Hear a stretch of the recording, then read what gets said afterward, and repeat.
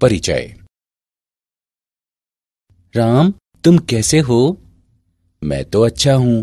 और तुम कैसे हो नीतीश? मैं भी बहुत अच्छा। अच्छा, तुम लैपटॉप पर क्या कर रहे हो? मैं अपना भौतिकी का निर्धारित कार्य पूरा कर रहा हूं, प्रत्यावर्ती धारा। मैं इसे 10 से 15 मिनटों में पूरा कर लूंगा। ठीक है, मैं तुमसे कुछ पूछना चाहता हूं। हाँ, क्यों नहीं। तुम्हें अवश्य पता होगा कि लैपटॉप डीसी वोल्टता पर कार्य करता है, क्योंकि इसमें एक बैटरी होती है और एसी वोल्टता में चार्जर का प्लग लगाने से लैपटॉप चार्ज हो जाता है। मेरा प्रश्न ये है कि क्या लैपटॉप का एसी वोल्टता पर कार्य करना संभव है? इस बारे में तो मैं सचमुच नहीं जानता। ठीक है, मैं तुम्हें बताता हूं कि लैपटॉप तथा अन्य बहुत से उपकरण डीसी वोल्टता पर कार्य करते हैं। जब चार्जर को एसी विद्युत आपूर्ति में लगाया जाता है तो चार्जर एसी वोल्टता को डीसी वोल्टता में परिवर्तित कर देता है। इस तरह उपकरण सुचारू रूप से कार्य कर पाते हैं। ठीक है, मैं समझ गया। यह रोचक है। मुझे इस बारे में और बताओ ना। बच्चों, आज हम प्रत्यावर्ती धारा के विषय में सीखेंगे। उद्देश्य। इस पाठ के अंत में आप निम्न करने में सक्षम हो जाएंगे। प्रत्यावर्ती धारा को परिभाषित करना, प्रत्यावर्ती तथा दिष्ट धारा के बीच अंतर करना, एक प्रतिरोधक पर प्रयुक्त एसी वोल्टता की गणना करना, धारा तथा वोल्टता के वर्ग माध्य मूल मान की गणना करना, एक प्रेरक और संधारित्र पर प्रयुक्त एसी वोल्टता की गणना करना, प्रेरण प्रतिघात तथा धारिता प्रतिघात को परिभाषित करना। परिभाषा।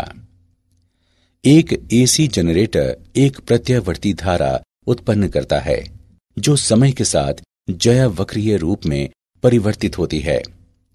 एसी वोल्टता कहलाती है और किसी परिपथ में इसके द्वारा चालित धारा एसी धारा कहलाती है। हमारे घरों में मुख्य विद्युत प्रदाय तथा वर्तमान अधिकांश विद्युत उपकरणों के उपयोग हेतु हमें एसी वोल्टता की आवश्यकता होती है।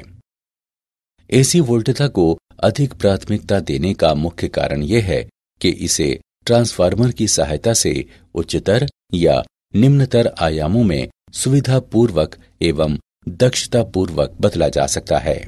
प्रत्यावर्ती धारा या वोल्टता। आवर्ती रूप से परिवर्तनशील धारा या वोल्टता के प्रत्यावर्ती होने की दशाएं निम्न हैं। एक आवर्तकाल के संगत प्रत्येक चक्र का मान एकांतर रूप से आधा धनात्मक तथा आधा ऋणात्मक होता है। धारा की स्थिति में इसका अर्थ है कि प्रत्येक अर्धचक्र के पश्चात धारा की दिशा उलट जानी चाहिए तथा वोल्टता की स्थिति में इसका अर्थ है कि प्रत्येक अर्धचक्र के पश्चात विभवांतर की ध्रुवणता उलट जानी चाहिए। धनात्मक एवं ऋणात्मक अर्धचक्र पूर्णतः सममितिक होते हैं। धारा या वोल्टता का परिमाण धनात्मक एवं ऋणात्मक दोनों पार्श्वों में सभी चक्रों में अचर बना रहता है। प्रत्यावर्ती तथा दिष्ट धारा के बीच अंतर। एसी धारा के रासायनिक प्रभाव उत्पन्न नहीं कर सकता, लेकिन डीसी धारा के रासायनिक प्रभाव जैसे कि विद्युत लेपन या विद्युत अपघटन उत्पन्न कर सकता है।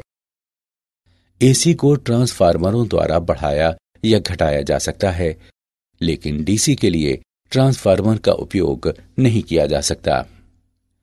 वैद्युतिक दिष्टकारी का उपयोग करके एसी को डीसी में परिवर्तित किया जा सकता है, जबकि डीसी को अंतर्वतकों के उपयोग द्वारा एसी में परिवर्तित किया जा सकता है। प्रतिरोधक पर प्रयुक्त एसी वोल्टता। हम आर प्रतिरोध वाले एक प्रतिरोधक तथा एक एसी ईएमएफ स्रोत वाले परिपथ पर विचार करेंगे। स्रोत के टर्मिनलों पर एसी वोल्टता समय के साथ ज्यावक्रीय रूप में निम्नवत परिवर्तित होती है। V बराबर Vm साइन ओमेगा टी, जहां Vm प्रत्यावर्ती वोल्टता का आयाम है तथा ओमेगा कोणीय आवृत्ति है। हम लूप में किरचॉफ का नियम प्रयुक्त करके निम्न प्राप्त करते हैं। I बराबर Vm बटे R गुणे साइन ओमेगा टी। अधिकतम धारा Vm बटे R द्वारा व्यक्त है। अब उपरोक्त समीकरण को निम्न रूप में लिखा जा सकता है। I बराबर Im साइन ओमेगा टी। किसी क्षण पर प्रतिरोधक पर वोल्टता निम्न द्वारा व्यक्त है। VR बराबर IR। I का मान रखने पर हम पाते हैं कि VR बराबर Vm साइन ओमेगा टी। उपरोक्त समीकरण दर्शाता है कि एक एसी परिपथ में एक प्रतिरोधक के माध्यम से धारा इसके टर्मिनलों पर वोल्टता के साथ कला में होती है। मूल्यांकन। आगे बढ़ने से पहले आइए देखें हमने क्या सीखा। सही विकल्प को उठाकर उसके संगत स्थान पर रखें। धारा तथा वोल्टता का वर्ग माध्य मूल मान।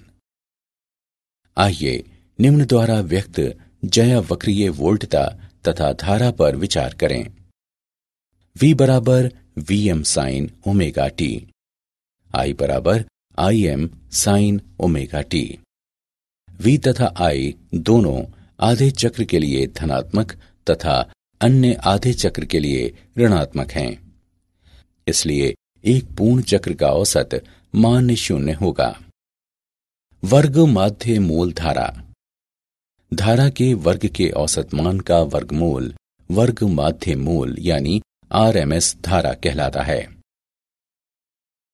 I RMS बराबर Im बटे वर्गमूल 2, जो 0.707 Im के बराबर है।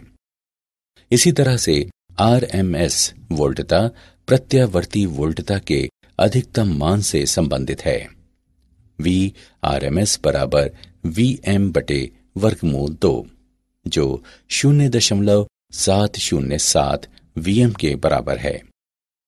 एक शुद्ध प्रतिरोधात्मक परिपथ में प्रतिरोध R का मान सभी आवृत्तियों पर समान रहता है।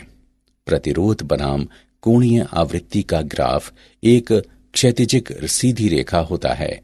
तात्क्षणिक वोल्टता के उदाहरण। आइए तात्क्षणिक वोल्टता का एक उदाहरण देखें। एक घर में मुख्य विद्युत प्रदाय पर 220 वोल्ट 50 हर्ट्ज अंकित हैं। तात्क्षणिक वोल्टता का समीकरण लिखें। आइए इसका हल देखें।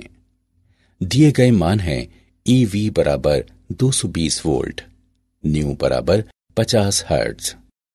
हम जानते हैं कि EV बराबर E नॉट बटे वर्गमूल 2 या E नॉट बराबर वर्गमूल 2EV। मानों को समीकरण में प्रतिस्थापित करने पर हम पाते हैं कि E नॉट बराबर 311 वोल्ट। साथ ही हम जानते हैं कि ओमेगा बराबर 2 पाई न्यू। मानों को समीकरण में रखने पर हम पाते हैं कि ओमेगा बराबर 314 रेडियन प्रति सेकंड। अतः तात्क्षणिका वोल्टता निम्न होगी। E बराबर 311 साइन 314 टी। प्रतिरोधक को आपूर्ति की गई शक्ति। प्रतिरोधक को आपूर्ति की गई तात्क्षणिक शक्ति निम्न द्वारा व्यक्त है। PR बराबर VI जो Vm साइन ओमेगा टी तथा Im साइन ओमेगा टी के गुणनफल के बराबर है। इसे निम्नवत लिखा जा सकता है। PR बराबर Vm Im तथा साइन वर्ग ओमेगा टी का गुणनफल। एक पूर्ण चक्र में आपूर्ति की गई औसत शक्ति निम्न द्वारा व्यक्त है। PR बराबर Vm गुणे Im बटे 2। चूंकि एक पूर्ण चक्र पर साइन वर्ग ओमेगा टी का समय औसत 1/2 है, इसे निम्नवत लिखा जा सकता है। PR बराबर VRMS गुणे IRMS या PR बराबर IRMS वर्ग गुणे R। धारा एवं वोल्टता का घूर्णी सदिशों द्वारा निरूपण। एक AC परिपथ में धारा और वोल्टता के बीच कला संबंध फेजर्स के उपयोग वाली तकनीक का प्रयोग करते हुए आसानी से निर्धारित किया जा सकता है। फेजर्स वाले चित्र फेजर चित्र कहलाते हैं। इस तकनीक में समय के साथ ज्यावक्रीय परिवर्तित होने वाली वोल्टता तथा धारा को घूर्णी सदिशों V तथा I द्वारा निरूपित किया जाता है, जो फेजर कहलाते हैं और जिनकी लंबाइयां अधिकतम वोल्टता Vm और अधिकतम धारा Im को प्रदर्शित करती हैं। एक AC परिपथ के लिए फेजर चित्र पर विचार करें। फेजर V और I सहसंरेखीय हैं क्योंकि वे वोल्टता और धारा की कला में होने के कारण घूर्णन करते हैं। T समय पर फेजर धनात्मक X अक्ष के साथ कोण ओमेगा T बनाते हैं। एक प्रेरक पर प्रयुक्त AC वोल्टता। एक AC परिपथ पर विचार करें जिसमें L प्रेरकत्व वाला केवल एक प्रेरक एक AC स्रोत से जुड़ा है। स्रोत पर AC वोल्टता Vm sin omega T है। AC स्रोत की परिवर्तनशील निर्गामी धारा कुंडली में निम्न परिमाण का EMF उत्पन्न करती है। VL बराबर L di/dt। लूप में किरचॉफ का नियम प्रयुक्त करने पर हम पाते हैं कि V माइनस VL बराबर 0। अब उपरोक्त समीकरण में मान रखने पर di/dt बराबर Vm/L गुणे साइन ओमेगा T। अब समय के संदर्भ में दोनों पक्षों को एकीकृत करने पर हम पाते हैं कि I बराबर Im साइन ओमेगा T घटा π/2। दोलायमान धारा का आयाम Im बराबर Vm/ओमेगा L के रूप में लिखा जा सकता है। एक प्रेरकीय परिपथ का फेजर आरेख। फेजर चित्र। एक AC परिपथ में एक प्रेरक के माध्यम से धारा इसके टर्मिनलों पर वोल्टता को π/2 विलंबित करती है।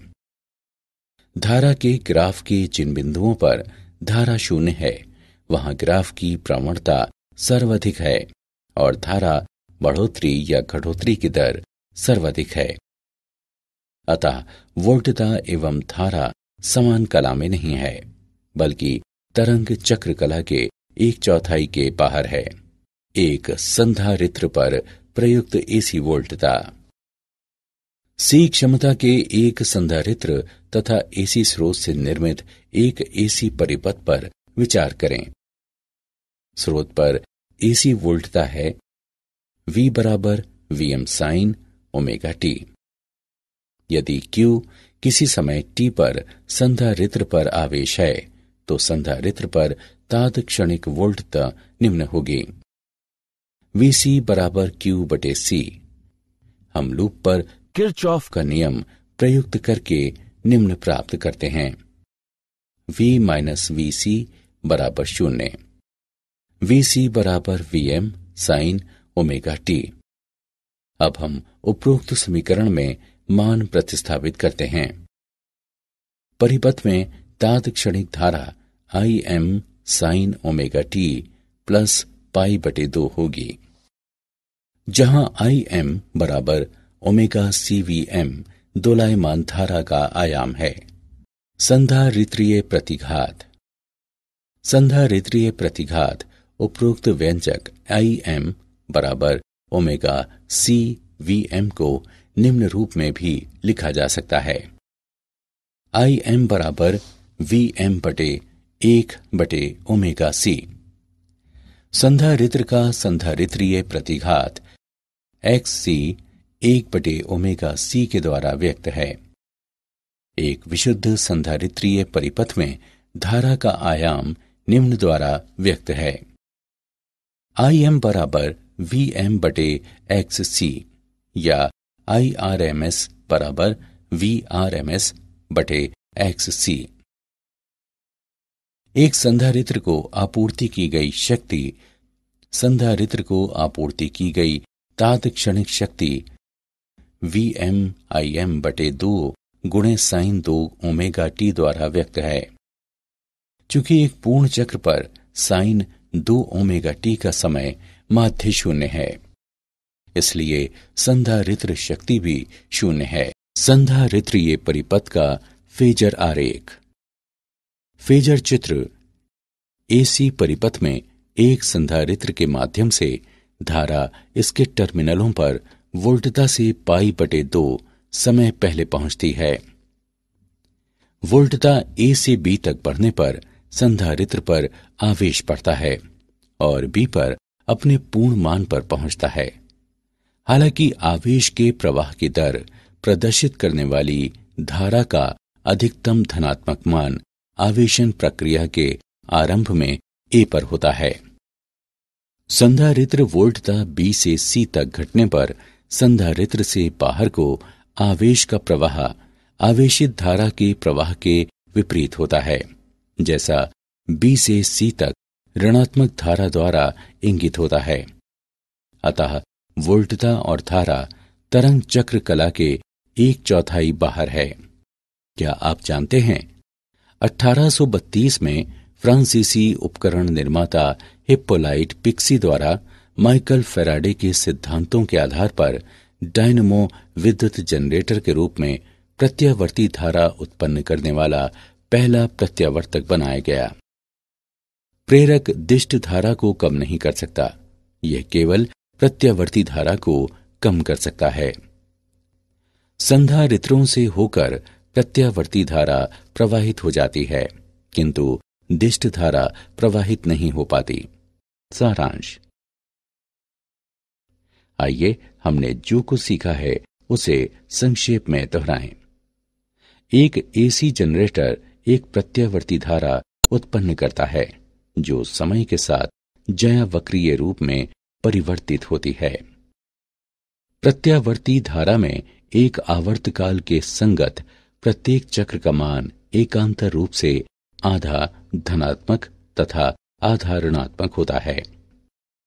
एक एसी परिपथ में एक प्रतिरोधक के माध्यम से धारा इसके टर्मिनलों पर वोल्टता के साथ कला में होती है।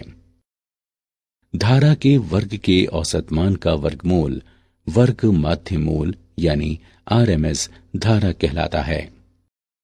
फेजर चित्र में समय के साथ ज्यावक्रीय परिवर्तित होने वाली वोल्टता तथा धारा को घूर्णी सदिशों V तथा I द्वारा निरूपित किया जाता है, जो फेजर कहलाते हैं और जिनकी लंबाइयां अधिकतम वोल्टता Vm और अधिकतम धारा Im को प्रदर्शित करती हैं।